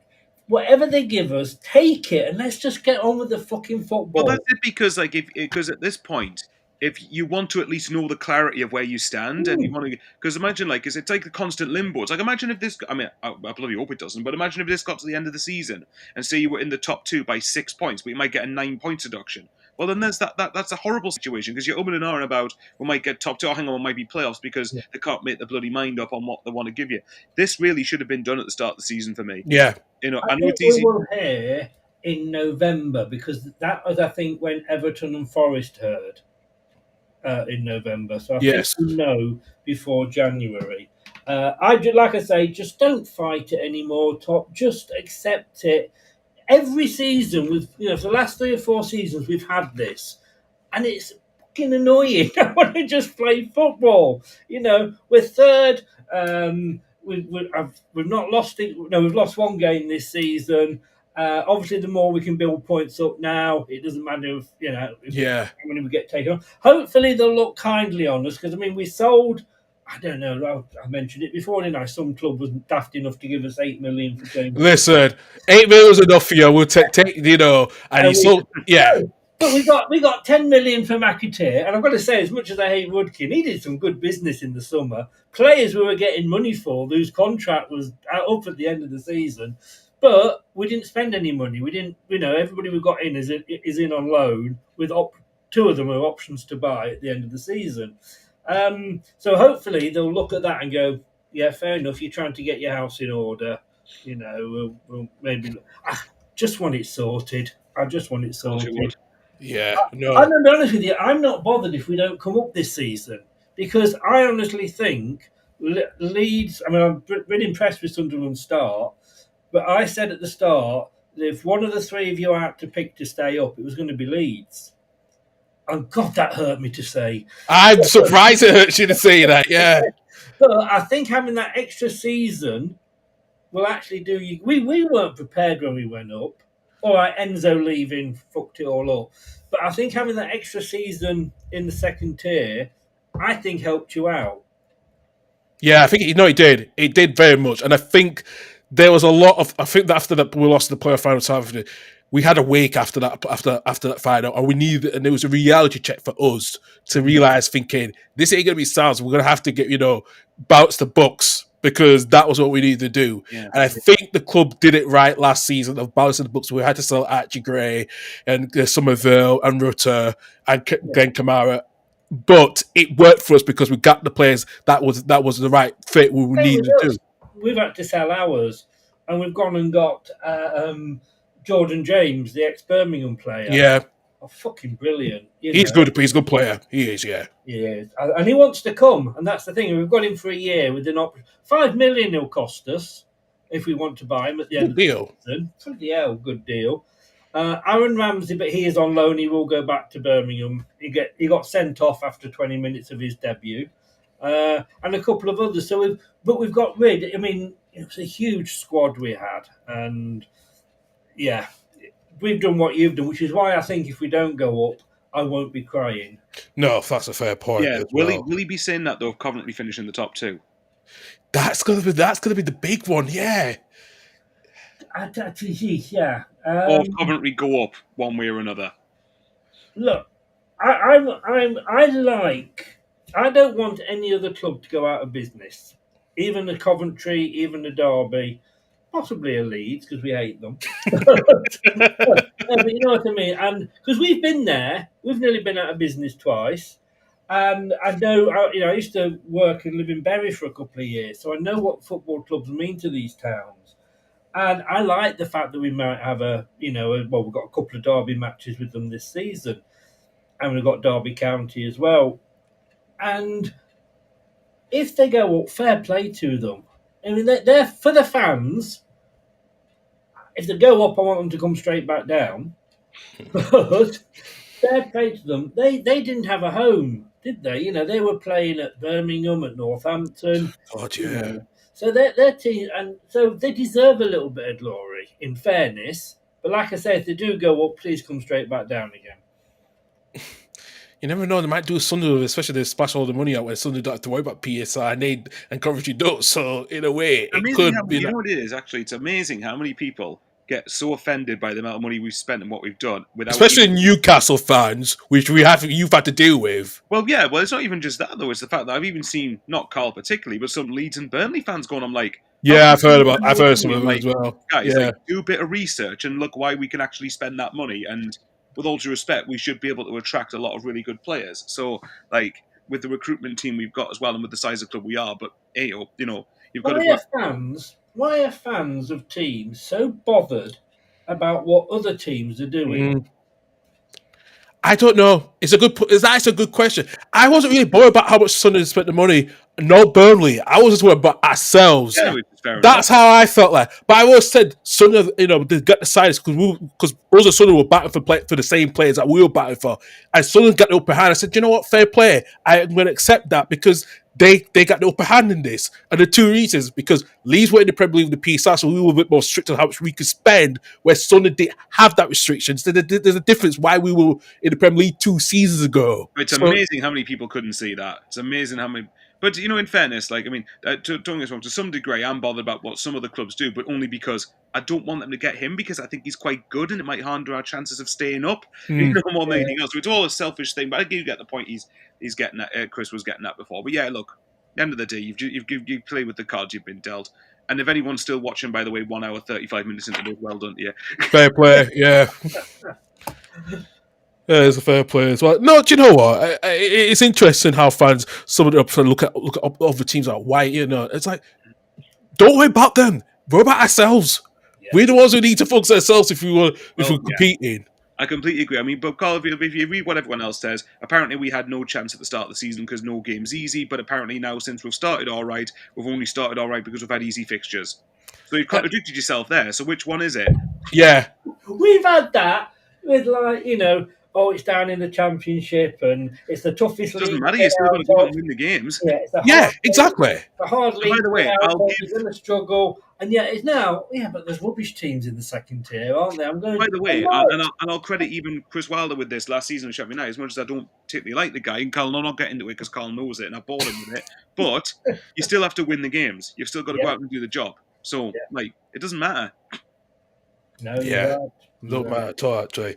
It is a good point as well. It doesn't matter. Especially Chris Wilder's got to deal with now being back there for the second spell. No, they're in for a... Did anybody see, in his first game when he came back, did anybody Charlton, see wasn't it? Charlton. Yeah, when he walked out on the pitch, he had the naked women throwing rose petals in front of him. I'll tell you what, if he didn't, he missed a chance there because he could have demanded anything he wanted when he went back for the I know. Do you know what? That is a fair point, actually. You want because he got a big payoff when he got sacked, and now well. If you think about it, he's back 3 months later, having had a massive payoff, and he's still in the same job he got sacked from. Yeah, he has played a blinder there. To be fair to him. Yeah, I'm giving credit for that. Even though I don't want to hate it, I'd give him credit for that, actually. That's ballsy. He's ballsy to do that, yeah. I'll give him that. Mind you, whether he's still there next season, especially if they're going down to League One, I don't know. Yeah. To be fair, I still have a feeling they'll click at some point and stay up, but longer they're down there, the more that changes to a Luton Town last season. So, and look where they are now, because Matt Bloomfield's got sacked earlier this week. He did, didn't he? Yeah. That was the wrong place to go for him at a time when Luton was last season. I don't think it was the right fit. And even I could tell that he's not going to last that long. You think? Because I was watching, funny enough, it was Sam Allardyce's podcast about a year or so ago. And I know. But they had Nigel Pearson on, which was what the ostrich? Yeah, that's the one. That is one of the best iconic clips of all time, that band. Yeah. Putting it out there. I see what, no, but what he was trying to do, and I get it, he was trying to do what Mourinho did, which was deflect any criticism of his players onto him. But he just wasn't good at it. No, English players are not tend to be good at that than the European. Yeah. But the guy that we were talking about was because he went for the Watford job. He got the Watford job. Who've just sacked the manager again, haven't they? But he went. And they got Grassi's now back there. Oh yeah, he's gone back, hasn't he? And they said, why would you go to a club that is well known for going through managers? Probably could sack off and get payoff. Yeah, exactly, that's what he said. He'd actually got them out the bottom three, and they sacked him. And he didn't actually say it in as many words, but basically, it was that. It's pretty much that. And I looked at Fair enough. Yeah. Okay, I'll tell you what, if anybody wants to get into football management, just go for the Watford job. Yeah. Do you know what the thing is? That juicy payoff, and you'll be a millionaire with it. Yeah. Do you know the best thing is about Watford? And I looked at the manager record since the post-year final score. Not one single manager has managed over 100 league games for them. Ridiculous, isn't it? And I think isn't Tom Cleverley the one who's the only one who's lasted a full season at this point in recent times. Recent times, yeah. I was going to say recently, obviously, yeah. Within probably the last decade, I wouldn't be surprised. Yeah. Yeah. So like it's that's But then when you look at Chelsea, it kind of worked for Chelsea, though, didn't it? They won It something. did under Abramovich era, Yeah. but not Next season, now. they didn't win anything. Sack the manager, bring another man. I mean, no, I can't say that because we sacked Claudio after he just won us the Premier We League. did, yeah. But yeah, I don't. Like I say, and I think that's it. There's what incentive is there for a manager to do well? What incentive was there for Ruud van Nistelrooy to do well last season? When it started going wrong, he didn't want to be there. That was obvious, you know. You could tell. You could tell from his face he didn't want to be there. You know, he picked the team that had lost 17 in a row. He picked for the 18th game. You know, you kind of look at it and go, maybe something's not right here. Or you go, if he waited, he'd get. Or you go, he's trying to get sacked. In other words, come on, sack me. I want me big fat juicy payoff. Yeah. But of course, we couldn't sack him because of PS fucking R. And we had to wait until payday. So didn't you have to wait? Correct me if I'm wrong here, Chris, but didn't you have to wait until this financial year with PSR to sack him? Yeah, no, that's what I'm saying. It couldn't go on 24-25. It had to be on 25-26. Otherwise, you couldn't. Jesus Christ! Oh my God! Your club, Jesus. Well, yeah, I know what you're saying, but I always no, I haven't winding your pickle, but I always look at Leeds when they went for it, and they really sailed close to the sun. You know, and you went right down, didn't you? Yeah, we did to the third tier. Yeah, 2007. Yeah. And I wish I knew how that felt like. Oh wait. Oh, sorry. I was saying when Carl said we went down to the third tier. I was like, I wish I knew. I'm glad I didn't know how that felt. Oh wait, I did. Yeah, you do. You do know how it felt. Yeah, yeah. Wait, never mind. Yeah. But we've all been there. But again, when you've won something, and you can argue whether we won it, so we obviously deserve to. But after that, you can't then go back to just buying £1 million players from the national. Yeah, I know what you mean. You got to move with the times, haven't you? Yeah. And we were buying £30 million players, and we'd lost Steve Walsh, who was brilliant. He found us like Mahrez and Kante and what have you. If we hadn't been doing that, the players would have been going absolutely mad. We'd got to the top table, we'd had a really good meal, and we wanted to stay there. But, we were more of a McDonald's sort of team than I can't think of a chef's name, but you know what I mean. Yeah, and yes, that's when it all went wrong. But if you said to me now, would I be where I am now, given the last 10 years, would you still do it again? Yes, every fucking time. Yeah. And I said the same thing when we had to go through 2 group stages in the Champions League in 2000 and 2001. We beat AC Milan, we beat Deportivo La Coruña, we faced against Real Madrid, we beat Lazio away. I got to the semi-finals and lost to Villa. So would I do it all over again? And that's like, yes, hell yeah, I would. Yeah. I would. I really would. Yeah. I think yes, this is the answer. You would, wouldn't you? No, absolutely. I would. 100% again, I would. I don't know about you, Michael. I don't know what we've, can't be League One with Sunderland, so we got that's different. I was going to say, I don't know if I was happy to go to AFC Wimbledon again, or Rotherham United, or Burton. Or Burton Albion. Yeah. Burton Albion, say you hate Burton Albion so much. I know you, yeah. It's not that I hate Burton Albion. It's more you just lost to them, yeah. It's more the fact that we have not beaten them at the Stadium of Light since we started playing them, and that is humiliatingly embarrassing. So, yeah, I think you know what. Okay, I'll tell you. Yeah, but no. Joking aside, of course, like even when we went down to because when I got into football, I'd just known Sunderland being in the Premier League, and of course, when you go down, you don't give up on your club. You don't stop supporting them. You know that if you do that, then piss off and don't ever come back. Yeah. Like it's amazing how many fans suddenly want to jump on the bandwagon when you're near the top, but conveniently disappear the second things get tough. So it's funny that. But yeah, look, I mean, there is the League One experience to some degree. I do appreciate how it was about the football more so of how, and as we've all experienced the Premier League recently, like it's how money driven the Premier League is. League One, we've all experienced being in League One together, all our 3 teams exactly. as well. I mean, how long were you both in it in a row? We were in it. I think I was in it for 3 seasons. Done that, not been there for 4 years. Just get out of the first attempt. Yeah, we were in it for three seasons. Leeds were until 2010. Carl, Getting out after one attempt isn't for everybody. Clearly, what we did was we thought Leeds have been in there for 3 years in a row. We feel very sorry for them. Let's go and stay down for 4 years and make them feel a little bit better about themselves. Yeah, In all the fact it's depressing our fan base every season, but it's fine. I'll take your 4 years, and I'll take your 3 years, and I'll take one season. Of course you will. of course you would, Chris. Funny thing Yeah, that was, So- we'd got Ollie because Milan Mandrich again, who's passed. All right, yeah. he saved us from going out of business again, and he'd brought in Ollie Ian Holloway, who was a lovely guy. I met him when my son was He's a great character.